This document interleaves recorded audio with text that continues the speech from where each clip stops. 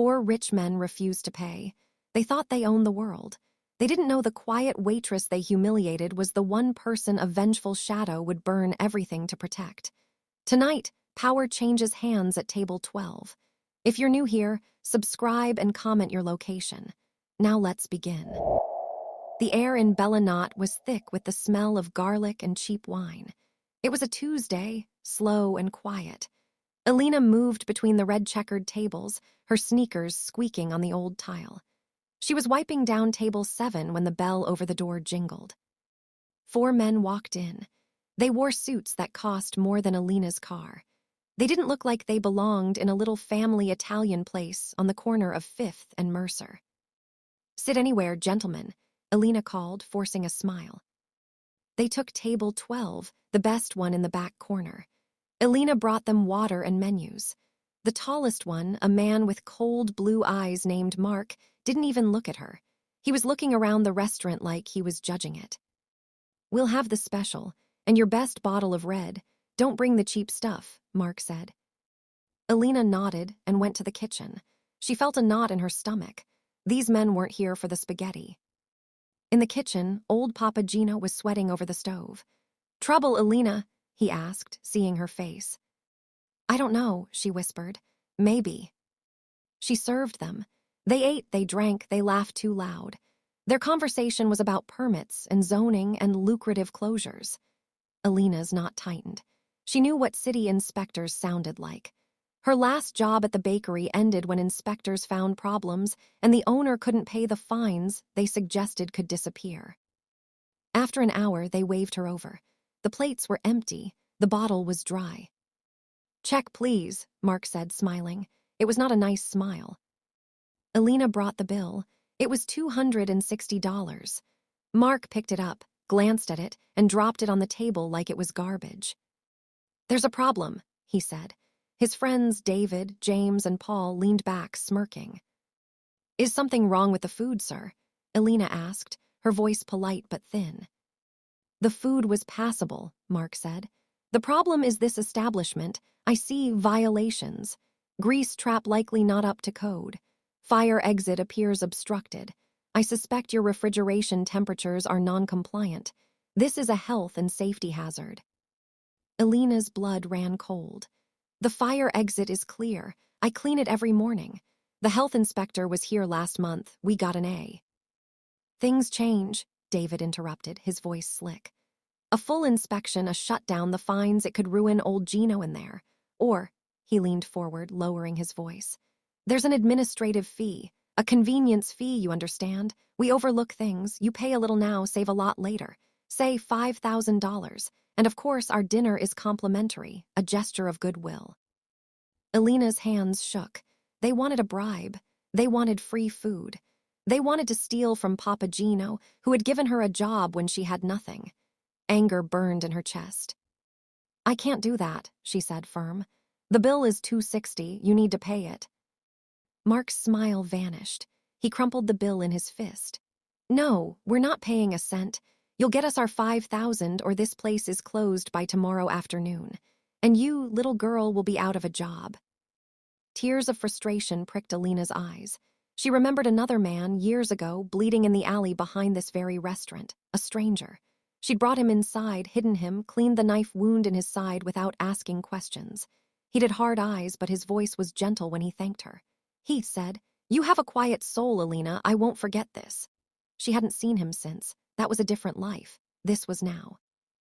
"Please," she whispered, "just pay for your food." "Or what?" James laughed.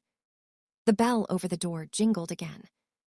Alina didn't turn. She was frozen, staring at the 4 smug faces, but she saw their expressions change. The smugness melted. The color drained from Mark's face. His eyes widened, looking past her shoulder. David's chair squeaked as he shifted nervously. James's laugh died in his throat. A heavy, calm voice spoke from behind Alina. It was a voice like gravel and dark honey. "Is there a problem with the service, gentlemen?" Alina turned. A man stood there. He was older, his hair silver at the temples. He wore a simple, expensive black coat. He was not a large man, but he filled the doorway. His presence was a cold pressure in the room. His eyes, a sharp, intelligent gray, swept over the four inspectors and then landed on Alina. For a fraction of a second, they softened. It was him, the man from the alley, older, sharper, but him. Mark tried to regain his composure. This doesn't concern you. We're having a discussion with the waitress about city code violations. The man took 2 slow steps forward. His shoes were quiet on the floor. He didn't look at the inspectors. He looked at the crumpled bill on the table. Then he looked at Alina. Alina, he said. Her name in his mouth was a statement, a memory. Did these men enjoy their meal? She nodded, unable to speak. And they refused to pay. She nodded again.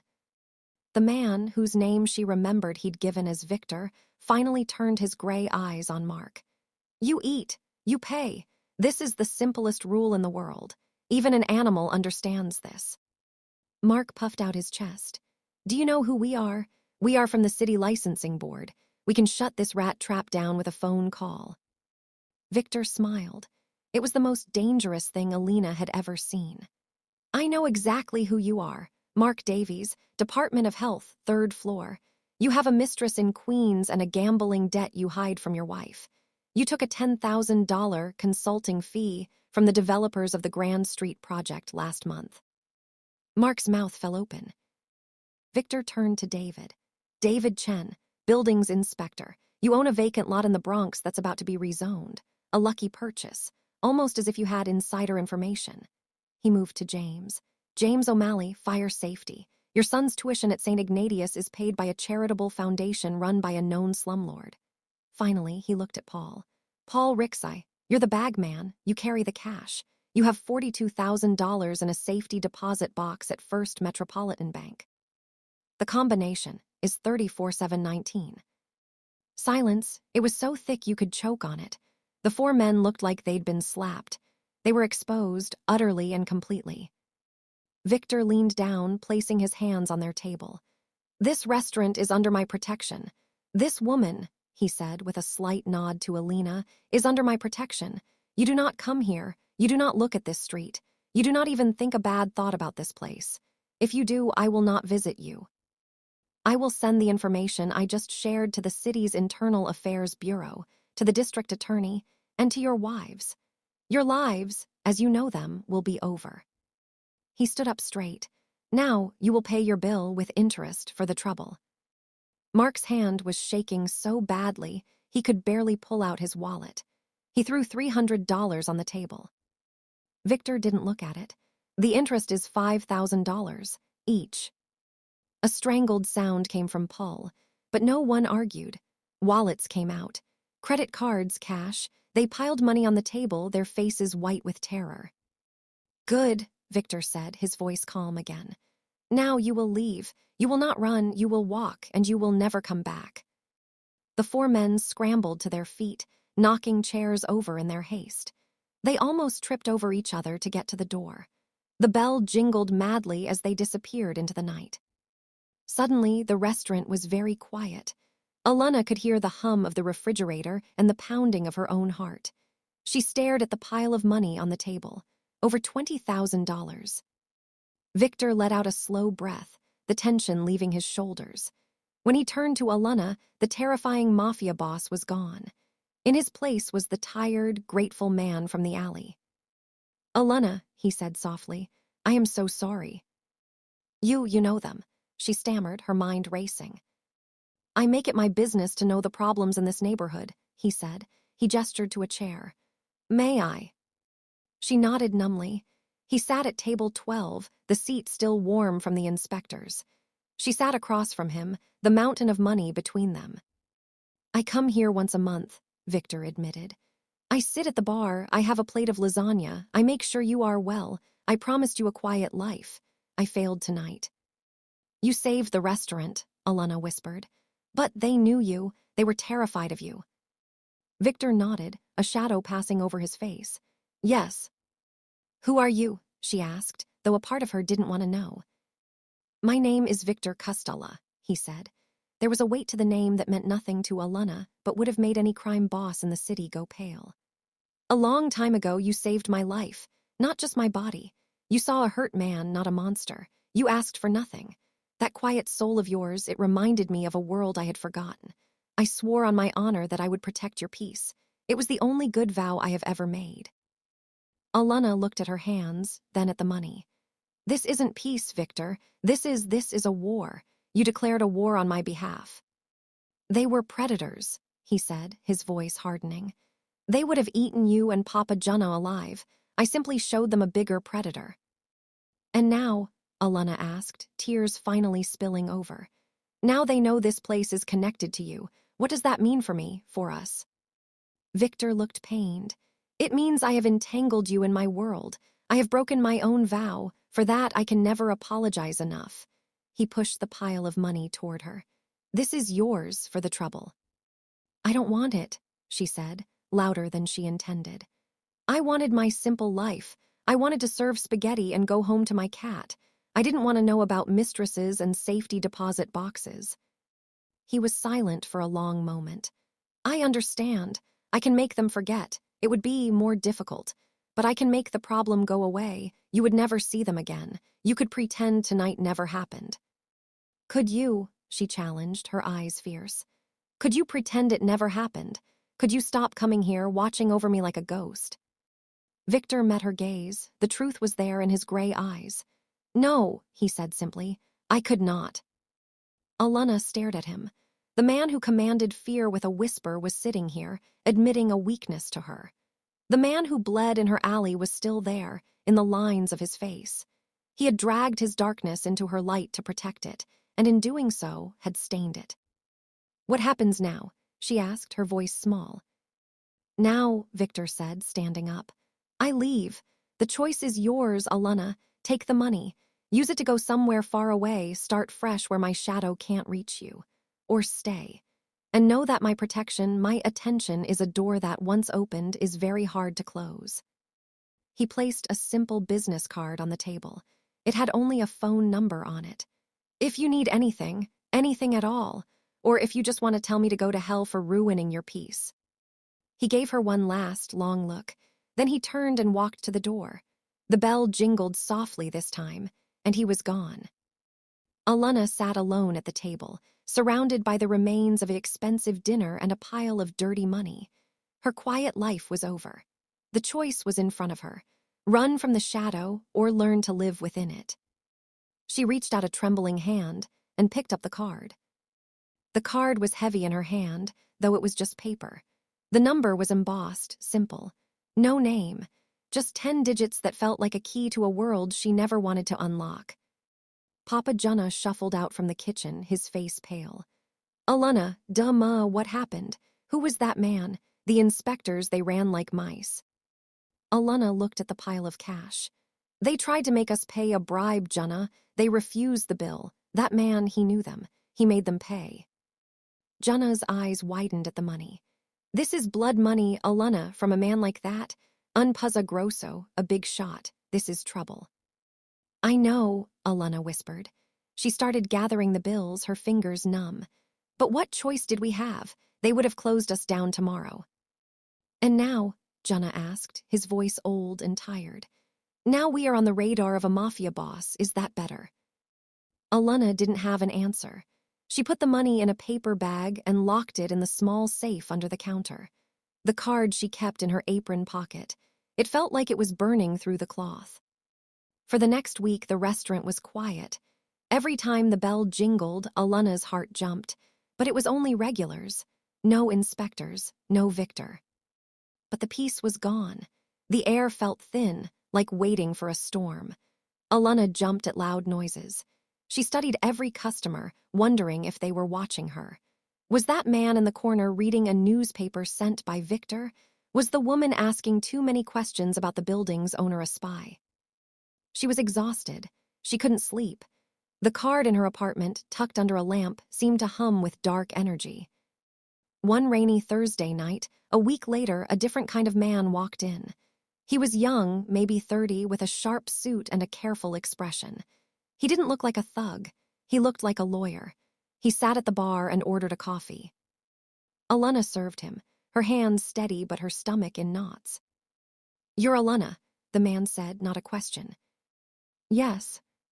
Mr. Custela asked me to check on you, the man said, his voice low and professional. To ensure there have been no further incidents. The 4 gentlemen from the city have been reassigned to other districts. They will not be a problem. Elena just stared. So this was it. This was what protection looked like. A report card sent by a well-dressed messenger. Is that all? She asked, her voice flat. The man reached into his jacket. Elena flinched. He paused, then slowly pulled out a plain white envelope. He placed it on the bar. He also asked me to give you this. It is not money. It is information. He finished his coffee, left a $20 bill for a $2 drink, and left. Elena stared at the envelope. After 10 minutes, she picked it up. It wasn't sealed. Inside was a single sheet of paper. It was a photocopy of a deed transfer. The vacant lot David Chen owned in the Bronx had been sold. The new owner was listed as a holding company she didn't recognize. A handwritten note at the bottom, in strong, clear script, read, "Asset neutralized. He no longer has leverage or funds to cause trouble. V." He wasn't just protecting her. He was dismantling the men who threatened her, brick by brick. It was efficient. It was terrifying. It was, she hated to admit, a kind of brutal justice. That night, for the first time, she didn't feel afraid of the inspectors. She felt afraid of her own gratitude. A few days later, a real problem came. Not from the city, but from the streets. Leo, a local low-level drug dealer who thought he owned the block, started hanging around the front of Bella Knot. He was scaring away customers, asking for street tax from Gino. Papa Gino, fearing police would bring more trouble, tried to pay him a little, but Leo wanted more. $1,000 a week, old man, Leo sneered one afternoon, his 2 buddies looming behind him. Or your windows get new ventilation holes. Elena called the police. They came, talked to Leo, who smiled and was all charm. They left. An hour later, Leo was back, angrier. You call the cops on me, he hissed at Elena across the counter. You got a death wish. That's when Elena, for the second time in her life, did something reckless. Her fear was gone, replaced by a boiling anger. She was tired of predators. She reached into her apron pocket and pulled out the card. She didn't call. She walked right up to Leo, her heart hammering against her ribs, and held it out. You see this number, she said, her voice shaking but clear. You know who that belongs to. You bother us again, and I will call it. And the man who answers will do more than break your windows. Leo laughed, but it was nervous. He grabbed the card, looked at it. His smirk faded. His face went slack. He knew the number. Everyone in his world knew that number or knew of it. It was a legend, a ghost, a death sentence. He dropped the card like it was on fire. He took 2 steps back, his bravado gone, replaced by raw, primal fear. No, I didn't know. I'm sorry. We're gone. He and his friends practically fell over each other to get out the door. They never came back. The block was quiet. Elena picked the card up from the floor. It was just a piece of paper, but it was a nuclear weapon. She had used it. She had chosen to step into the shadow. That evening, she was closing up alone. The door opened. Victor walked in. He looked the same. Black coat, gray eyes, but he looked tired. He stood just inside the door, not moving forward, giving her space. Leo won't trouble you again, he said. His voice was quiet in the empty restaurant. You heard about that? Elena asked, not surprised. I hear about everything that happens on the street, he said. Then he corrected himself. To you. I used your card, she said, holding it up. I know. I threatened him with you. A faint, almost sad smile touched his lips. It seems my protection works, even when I am not here. Elena leaned against the counter, all her energy gone. Why are you here, Victor? To apologize again, he said, and to ask if you want it to stop. I can make it so no one knows of our connection. It would take time, but I can pull my presence back. You can have your anonymity again. And what about the next Leo, or the next inspector? She asked. You call the police, like normal people do. The police didn't help, she said bitterly. Victor was silent. He had no answer for that. The system was broken, and he was the dark fix that people like her sometimes needed. I'm tired of being afraid, Alina said, more to herself than to him. But I'm also tired of this, the envelopes, the messengers, the card. She looked at him. You want to protect my peace? Then have dinner. Victor blinked. What? Sit down, have the lasagna. Talk to me like a normal person, not like a guardian angel from hell.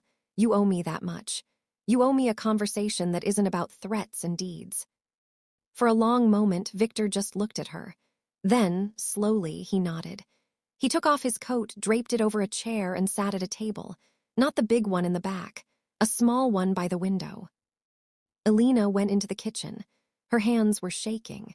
She heated up a portion of lasagna, poured a glass of red wine, and brought it out to him. She brought a glass of water for herself and sat across from him. He ate slowly, methodically. He didn't speak. The silence wasn't uncomfortable, it was heavy with things unsaid. Why me? Alina finally asked. You're a powerful man. You could have just given me money and forgotten about me. Why the monthly check-ins? Why the vow? Victor put his fork down. He looked out at the dark, rainy street. When you found me, I was at a crossroads. I had done terrible things. I was planning more. The knife in my side was from a rival, but the wound in my soul was from myself. You didn't see a criminal. You saw a person who was hurt. You asked no questions. You demanded no payment. You just showed kindness. It was a mirror held up to my life, and I did not like the reflection. He looked back at her. Protecting you became my one point of light, my one clean thing. It is selfish, Alina. I am not a good man doing a good deed. I am a damned man trying to buy a piece of heaven. Alina listened. It was the most honest thing anyone had ever said to her. And now I've dragged my heaven into the dirt, he finished, his voice thick. Alina took a sip of water. You saved Gino's restaurant. You got rid of those corrupt men. You scared off Leo. That's not all dirt, Victor, that's help. It's just help that comes from a very dark place. He looked at her, searching her face. You aren't running. I thought about it, she admitted. But this is my home. This restaurant is my home. And maybe I'm tired of being the mouse in a world of cats. Maybe having a wolf on my side isn't the worst thing. The wolf will always attract other wolves, he warned. Other predators, rivals. They will see my interest in this place and they will wonder why. They may try to hurt it to get to me. The fear came back, cold and sharp. So what do I do? Victor leaned forward. You let me do my job, you live your life. You work, you go home, you see your friends, but you be aware. You take the envelope from my man if he comes. You read it so you know what is happening. You let me handle the wolves. You stay in the light, Alina. That is the deal. That was always the deal. I just failed to keep the darkness far enough away. It was a new vow, a partnership of a twisted kind. She would be the light. He would be the shadow that guarded it. Okay, she whispered. Okay, he repeated. He finished his lasagna. He paid for it with exact change plus a normal tip. He put his coat back on. At the door, he paused. The card, use it if you need to, for anything, not just threats, if you need help, any kind of help. Then he was gone. Life changed, but it also didn't. Alina worked. She laughed with the regulars. She scolded Gino for using too much salt. But now she noticed things. A black sedan that sometimes parked down the street for a few hours. A new fruit vendor on the corner who had sharp eyes and muscles that didn't match his job. Victor's men, watching. Once a month, Victor came. He always came late, near closing. He always had the lasagna. He always paid. They talked, not about his world. She told him about the restaurant, about her silly cat, Mr. Whiskers, about her dream of maybe going to community college one day. He listened. He told her little things, safe things, about a book he was reading, about how he liked old jazz music. They built a fragile bridge over an ocean of violence. One night, he didn't come on his usual night. Alina tried not to worry, but she did. She found herself listening to the news, her heart freezing at any report of violence. 2 nights later, he walked in. He moved slower. His face was pale. He sat down heavily. You're hurt, Alina said immediately. It wasn't a question. It's nothing, he said. But she saw the wince when he took off his coat. Without a word, she went to the back and came out with the same first aid kit she'd used years ago in the alley. She put it on the table. Show me, she said, her voice firm. The waitress was gone. The kind woman from the alley was back. Victor looked at her, then sighed. He unbuttoned his shirt cuff and rolled up his sleeve. His forearm was wrapped in a professional-looking bandage, but a dark red stain was seeping through. "Stitches pulled," he said simply. Alina carefully unwrapped it. The wound was clean but angry, the stitches torn. "You need a doctor." "The doctor who did this is unavailable," Victor said dryly. It meant the doctor was dead or compromised. Alina took a deep breath. She cleaned the wound again, put on fresh antibiotic cream, and restitched it as best she could with the supplies she had. Her hands were steady. He watched her face, not his arm. "This is my world, Alina," he said softly, painfully. "Stitches in a restaurant kitchen. Trust no one. This is what I am." "I know what you are," she said, tying off the bandage. "You're also the man who comes for lasagna and talks about jazz. You're both." He caught her hand as she pulled away. His grip was gentle but firm. His fingers were calloused. "You cannot fix me." "I'm not trying to fix you," she said, looking into his stormy gray eyes. "I'm just stitching you up. My friend is hurt, that's all." The word hung in the air. Friend. He released her hand as if burned by the word. A mix of longing and agony flashed in his eyes. To be called a friend was a gift he felt he didn't deserve and couldn't afford. "Thank you," he said, his voice rough. He came more often after that, not just once a month, sometimes just for coffee. The black sedan was always there now. The protection was no longer invisible. It was a visible, armed fact. And with visibility came danger. It happened on a busy Friday night. The restaurant was full of happy, loud families. Alina was running food, smiling, her apron stained with sauce. 3 men walked in. They were different. They weren't cocky like the inspectors or sloppy like Leo. They were quiet, cold, and their eyes scanned the room like soldiers. They sat at Victor's usual table. Alina's blood went cold. She walked over, her smile plastered on. "Welcome to Bella Knot. Can I get you started with drinks?" The leader, a man with a scar down his cheek, looked at her. "We're here to see the owner." "Papa Gino is in the kitchen. I can get him." "Not the old man," Scar said. His voice was flat. "The other owner, the silent partner, Victor Costello." Alina's heart stopped. "I don't know what you're talking about. This is a family restaurant." Scar smiled. It didn't reach his eyes. "We know he comes here. We know he talks to you. You tell him that Alessio Genovese is in town. He wants to talk. About territory. About the past. If Costello doesn't meet him tomorrow night at the old warehouse on Pier 12, then we start breaking things he cares about." His eyes drifted around the busy restaurant, landing on a family with 2 laughing children. Starting here. Pure icy terror seized Alina. This was it. The other wolves.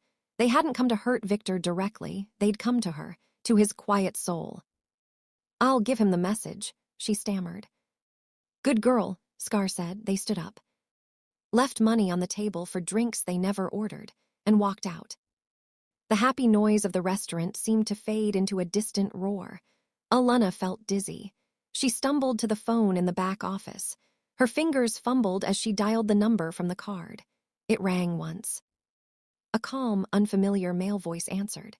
"Yes." "It's Alana, from Bella Nutta. I need to speak to Victor, now." "1 moment." Less than 30 seconds later, Victor's voice was on the line. "Alana, what's wrong?" He heard the panic in her breath. 3 men, they were just here. "A man named Alessa Genovese wants to meet you tomorrow at Pier 12. Or they start breaking things you care about." They looked at the families, Victor. They looked at the children. There was a silence on the line, but it wasn't a scared silence. It was a cold, dead silence. The silence of a predator who has just been threatened in his den. "Did they touch you?" Victor's voice was different. It was the voice from the night with the inspectors, but colder, harder. "No, they just gave the message and left." "Stay in the restaurant. Do not leave. My men will be there in 2 minutes. They will take you and Jana to a safe place." "Victor, no, I can't just." "Alana," he snapped, the command absolute. "This is my world. This is the war. You will do as I say. Go with my men, now." The line went dead. Alana stood there, trembling. She walked back into the dining room. The happy families were still eating. They had no idea. 2 minutes later, the well-dressed lawyer-like man from before walked in, followed by two others who looked anything but lawyer-like. They went straight to Alana. "Miss Alana, come with us, please. Bring Papa Junna," quickly and quietly. There was no arguing. They ushered her and a confused, protesting Junna out the back door into a waiting SUV. As they drove away, Alana saw the black sedan still parked out front. But now, two more cars arrived, blocking the street. Victor's men were locking the place down. They were taken to a safe apartment. It was nice, bland, with food in the fridge. A guard was posted at the door. "How long?" Alana asked. "Until Mr. Custela says it's over," the lawyer man said. His name was Sal, she learned. That night she couldn't sleep. She imagined Victor at a warehouse. Gunfire, blood, all because of her, because he cared about her. It was the worst feeling in the world. The next day dragged on. Sal got a call, his face unreadable. He nodded, said understood, and hung up. "The meeting happened," Sal said. "It's done." Is Victor okay?" "He is managing," Sal said carefully. "I want to see him." "That's not advisable." "I need to see him," Alana insisted, her voice breaking. "Please, Sal." Sal looked at her for a long moment, then made another call. He spoke in low tones, then hung up. "Okay, we go tonight." They drove her not to the restaurant, but to a townhouse in a quiet, elegant part of the city. Sal led her inside. The inside was beautiful but felt empty, like a museum. In a dimly lit study, Victor sat in a large chair by a fireplace. He was in a clean white shirt, but his right arm was in a sling, his shoulder heavily bandaged underneath. His face was drawn, pale. He looked up as she came in. "Alana, you shouldn't be here." "You're hurt again," she said, walking toward him. "It's a scratch. Alasa Janavaz won't be troubling anyone ever again, nor will his men." The way he said it left no room for doubt about what that meant. Alana stopped in front of him. The fear, the worry, the terror of the last day boiled over into anger. "This is insane. You got shot because of me, because you come to my restaurant for lasagna." "I got shot because a rival thought he could use you to get to me," Victor fired back, his own anger surfacing. "This is the life, Alana. This is the consequence of my attention. I told you it would happen."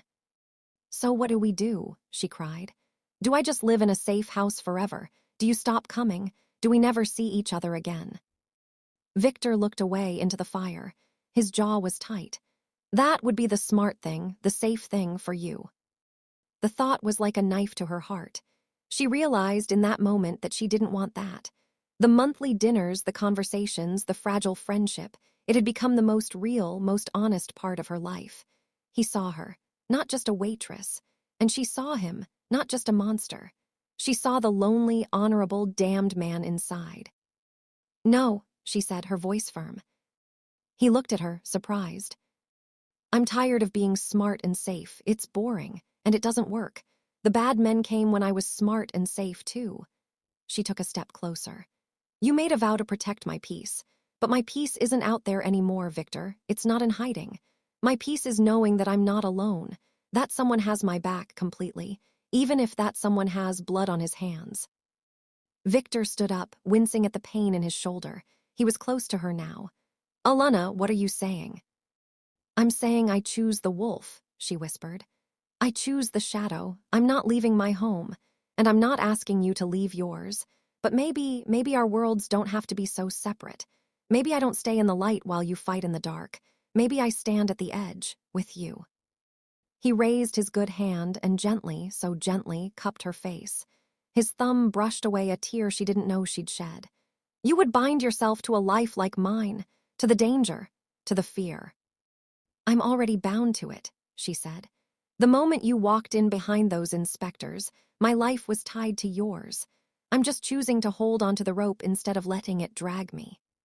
He leaned his forehead against hers, a gesture of immense tenderness and exhaustion. "You are the bravest person I have ever known." "And you," she said, a small, shaky smile on her lips, "are the only man who ever paid for his lasagna with exact change and a stack of blackmail material." He laughed, a low, rough sound that seemed to surprise even him. It was a beautiful sound. In that quiet study, with his forehead against hers, a new deal was made. Not a deal of protection, but of partnership. Of two lonely souls from different worlds choosing each other, knowing the cost, accepting the danger. The waitress and the mafia boss, the light and the shadow, finally together. Back at Bella Nutta a week later, the front window had been replaced, the restaurant bustling as if nothing had happened. Alana moved between tables, but her eyes now held a new awareness, a calm steel. Victor arrived just before closing. He still moved carefully, his arm in a sling beneath his coat. He didn't sit at his usual table. Instead, he walked behind the counter, through the swinging kitchen door where Papa Junna nodded silently to him, and into the small back office. Alana finished her last round, then joined him. She closed the door. He was standing by the desk, looking at the framed photo of her and her parents. "The street is clean," he said without turning. "Genovese's crew is gone. The new men watching are mine, the best I have. They will not be seen." "Thank you," Alina said. He turned then. "Don't thank me. This is my world. I brought it to your doorstep." He took a step closer. "The offer to walk away to make you forget it still stands. I can still do it. It would hurt, but I would do it." Elena shook her head. "I told you, I choose the wolf." "Then you understand the rules," he said, his voice grave. "You see everything. You say nothing. You live your life, but you are never truly off the clock.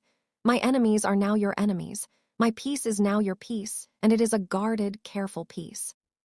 "I understand." He reached out with his good hand, and she took it. His grip was warm, solid, real. "Then starting tomorrow," he said, "I don't just come for lasagna, I pick you up, we have dinner, somewhere else, like people do."